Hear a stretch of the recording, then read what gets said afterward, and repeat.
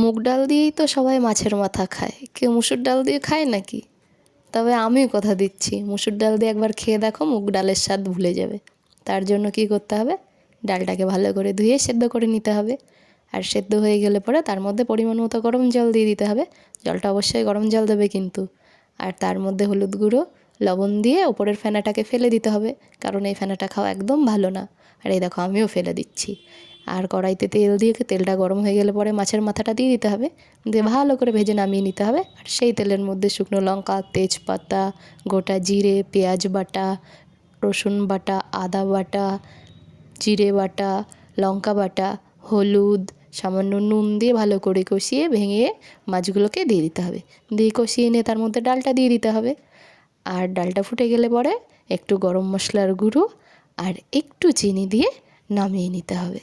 তবে কথা দিচ্ছি, মুসুর ডাল এইভাবে মাছের মাথা দিয়ে খেলে মুগ ডালের স্বাদ ভুলেই